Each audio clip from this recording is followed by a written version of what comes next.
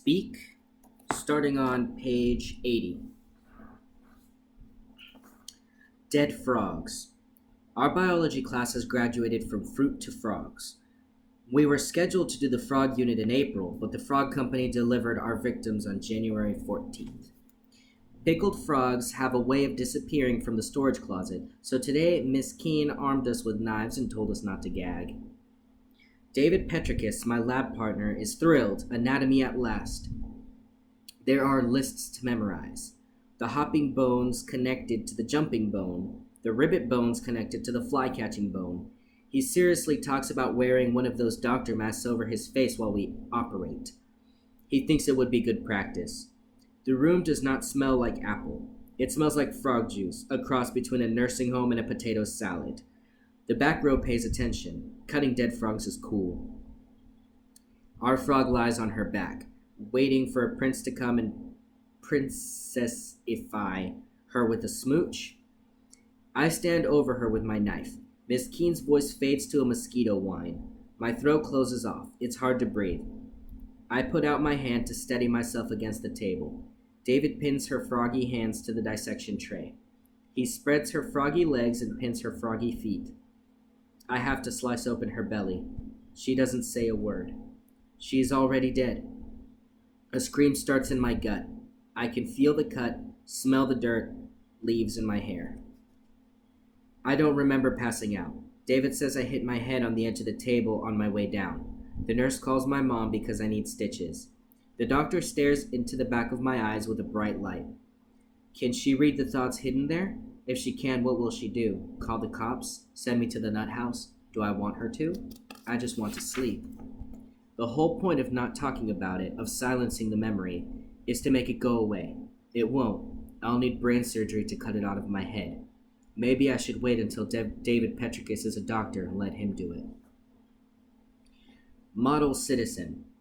Heather has landed a modeling job at a department store in the mall. She says she was buying socks with her mother, and the week after her braces came off and some lady asked if she modeled. I suspect the fact that her dad works for the mall management company has something to do with it. The modeling gig is paying off in major Martha points. They all want to be Heather's new best friend, but she asked me to go with her for the bathing suit shoot. I think she's afraid to screw up in front of them. Heather's mother drives us.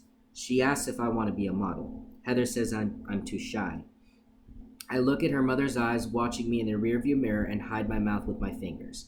The scabs on my lips are especially gross in that little rectangular mirror. Of course I want to be a model. I want to paint my eyelids gold. I saw that on a magazine cover and it looked amazing. Turned the model into a sexy alien that everyone would look at but nobody dared touch. I like cheeseburgers too much to be a model. Heather has stopped eating and complains about fluid retention. She should worry more about brain retention, the way she's dieting away her gray matter.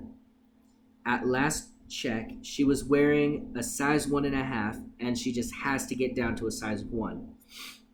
The photo shoot is in a building cold enough to store ice.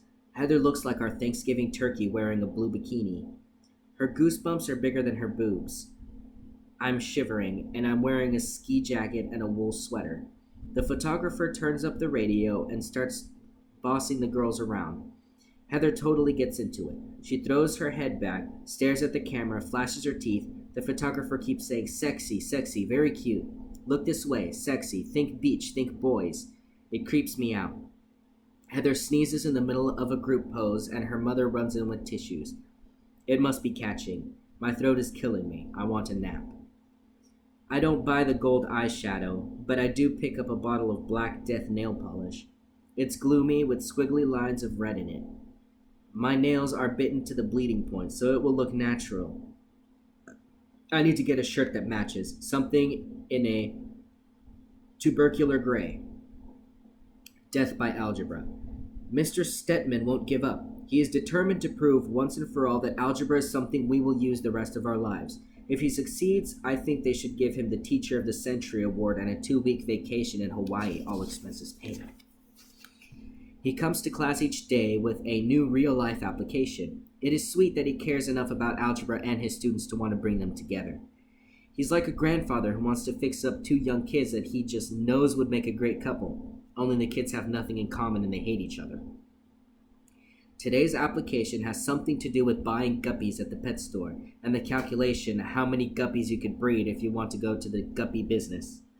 Once the guppies turned into X's and Y's, my contacts fog.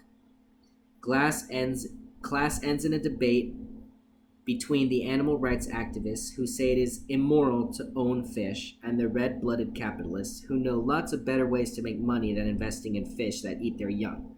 I watch the snow falling outside. Word work. Hairwoman is torturing us with essays. Do English teachers spend their vacations dreaming up these things?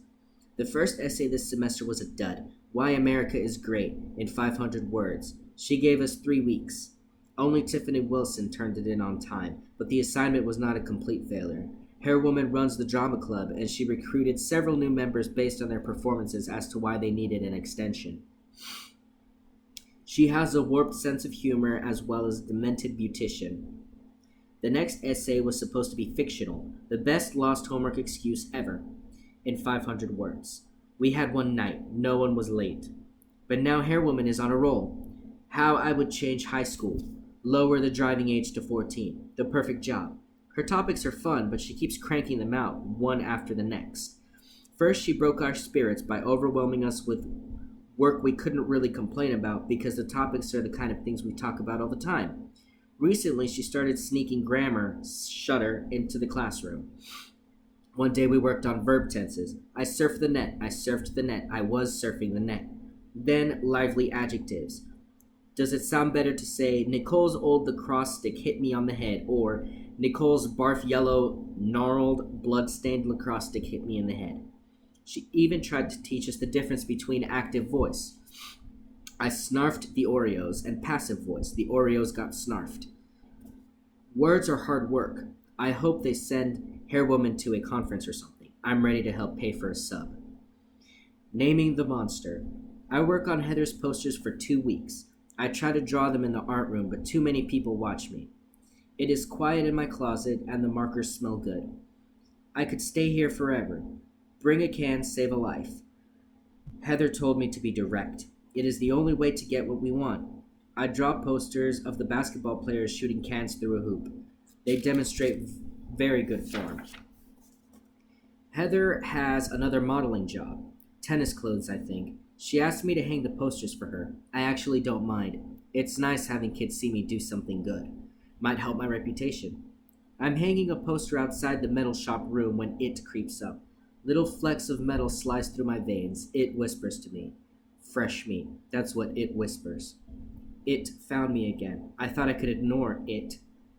There are 400 other freshmen in here, 200 female, plus the other grades, but he whispers to me. I can smell him over the noise of the metal shop, and I drop my poster and the masking tape, and I want to throw up, and I can smell him, and I run, and he remembers, and he knows. He whispers in my ear. I lie to Heather about the masking tape and say I put it back in the supply box.